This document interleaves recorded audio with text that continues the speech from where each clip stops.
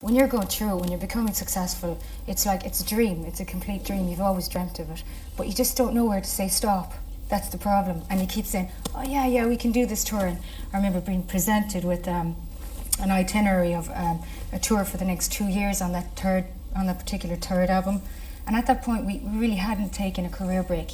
You know, we were just going from an album, making an album in a studio, say for 2 months, and then we go out for 2 years and tour, back in 2 or 3 months in a studio, back out for 2 years worldwide, back into the studio, and we recorded our third album, and we went back out to tour it. And I think probably maybe about 6 months into that tour, it was obvious that, you know, we were kind of going, why are we doing this? Because none of us were happy. We all missed our own lives. We didn't have personal lives anymore. We were just like, you know, so it's funny, it just kind of happens, you know, and you're just kind of in the middle of it. And then you start snapping at each other. Not really, no. No, you didn't? What about you, Mike? Did you find it all overpowering? Yeah, it was a bit right, because I was the youngest in the band as well, like, so it was a bit strange, right, like it happened a bit quick. Yeah. You know, but it was time to take a break then, like, because we were doing like 5 or 6 years constantly on the road, so. Yeah. I think what happens as well is that, you know, in the evening, you know, you can't go out. You know, when you go back to your hotel room, it's like you can't go out without security guards, because there's like thousands or hundreds at least in the lobby of the hotel every day. And it's like, you know, you can't go downstairs, you can't go shopping. So it really is kind of from one extreme, sure, thousands of people, to this room where you can't go living out. in a jail. And it's going to take an effect on you eventually. So, you know, what we did was we just didn't really talk to each other very much. We got really kind of, we'd get quiet and, you know, stuff like that, you know. So. Were you close to splitting up then? Yeah. After we finished the last tour, it was just nobody was having fun anymore, so what was the point of doing it if you're not enjoying yourself, you know? Yeah.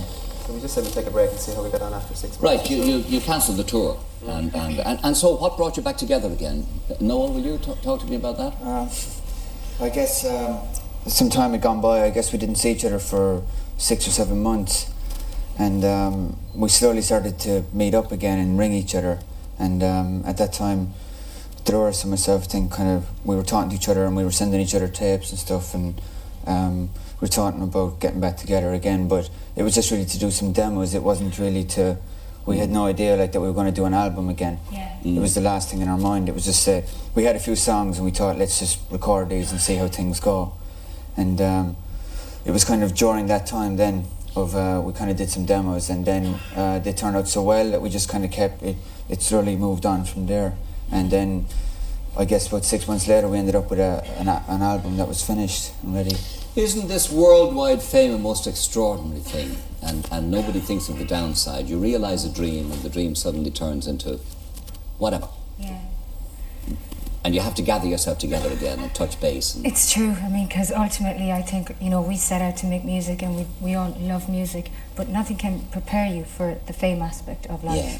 You know, that no matter where you go, people are going to recognise you, and some people will be nice and some people won't be nice, sure, but ultimately you don't feel normal, you know. Yeah. And I think you miss your family an awful lot. That would be a well, big now, issue. riddle me this. You're starting out on the treadmill again now, this new album. You're off again, and you're going to be doing all the talk shows in America and all the radio stations and all of that. How are you going to protect yourself from that situation again? We're going to schedule it, like, pace ourselves, right? Do like maybe 3 weeks on, take a couple of weeks off, 4 weeks on, take a few weeks off. Just basically have a balance. Yeah. Yeah.